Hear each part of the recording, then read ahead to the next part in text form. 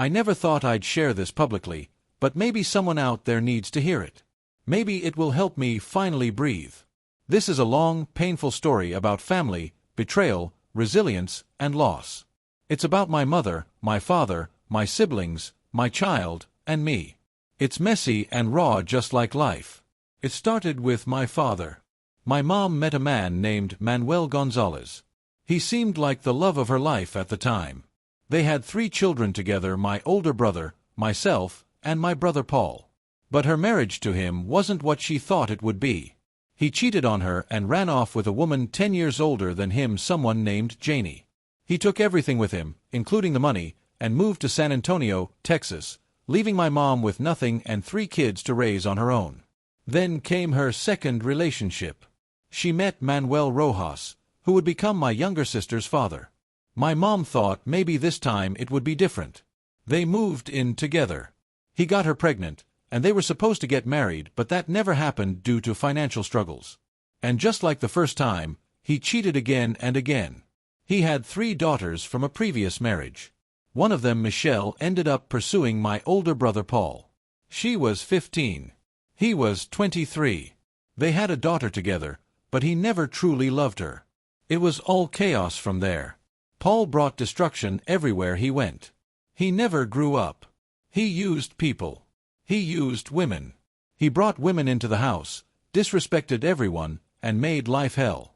He fathered kids with multiple women, including Michelle and another woman named Dixie, who gave birth to his son and daughter.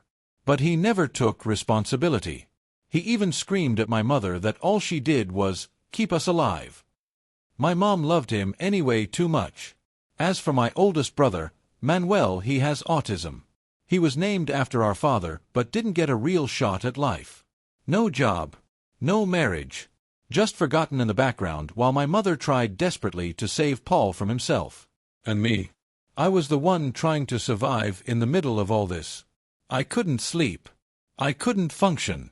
The house was a nightmare. So I left at 21 to live with my boyfriend and finally have peace. I started over. I thought I found peace. My boyfriend and I were in school.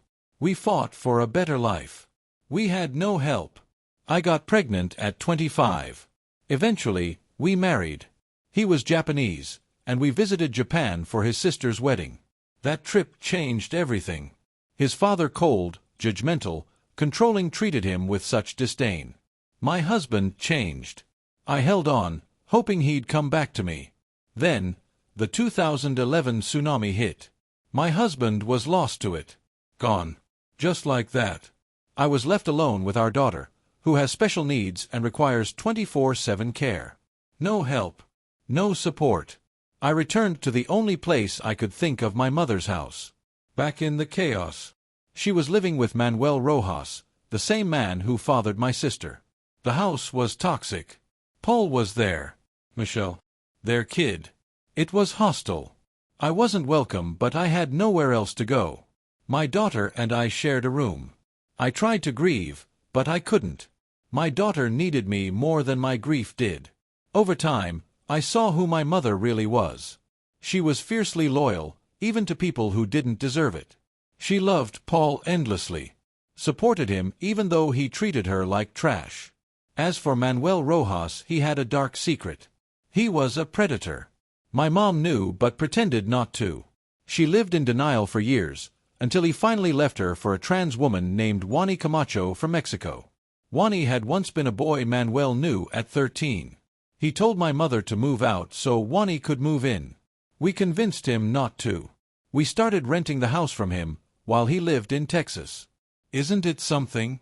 My mom's first husband ran to Texas. Then her second did too.